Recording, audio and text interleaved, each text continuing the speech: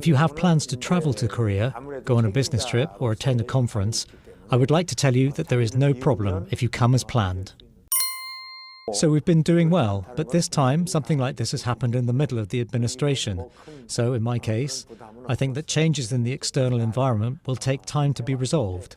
And internally, it's very important for us to communicate with each other, especially through culture. So in times like this, I think we should play a role in providing some comfort to people abroad. And I'm pushing ahead with my work with that in mind. We have seen a long history of civil movements in South Korea, protests as well, and maybe a lot of drastic political measures, including several martial law declarations in this country.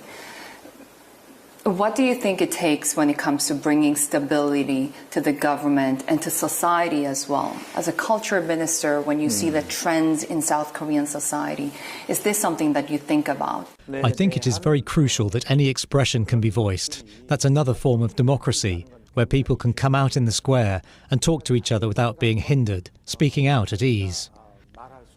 Once this time passes, there will be a time when they can communicate well among each other. Of course, at first there will be a gap, so they may clash, and the voices may become louder because of different opinions. But in the end, they will continue to clash and exchange views with one another, and through this process, they will get to bridge the gap and communicate. Of course, it can be a disadvantage on the one hand, but on the other hand, it is a very strong point that democracy is guaranteed and it's working properly. Are you having conversations with other countries' government officials? Who are you hearing from? At first, everyone was very surprised. Now, as time goes by, people seem to feel that social life is proceeding as usual. There are no major changes or cancellations at the moment. If you have plans to travel to Korea, go on a business trip or attend a conference, I would like to tell you that there is no problem if you come as planned. From all of the government initiatives that you're working on, there have been reports that perhaps some of the regional festivals have been downsized, that a lot of the big works cannot be done anymore. What are you seeing so far? Right now, there are festivals going on. It's the end of the year and there's also Christmas, so the atmosphere should be a little upbeat. But our political atmosphere is frozen right now, so local governments are staying low-key or scaling down the size of events.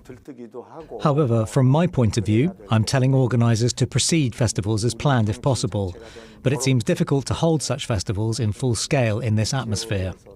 So the economy is a little bit strained at the moment, so I'm recommending that local governments should not cancel those events and festivals. They should hold such events so that they can provide some comfort to the people's hearts.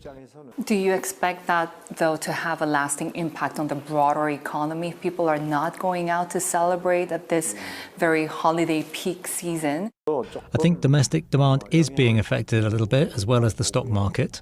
But what's really important is the external credibility of Korea, not only in terms of the country's economy, but also in all other areas, such as trust and credibility. If this continues, we may find ourselves in a more difficult situation with investment outflows or declines.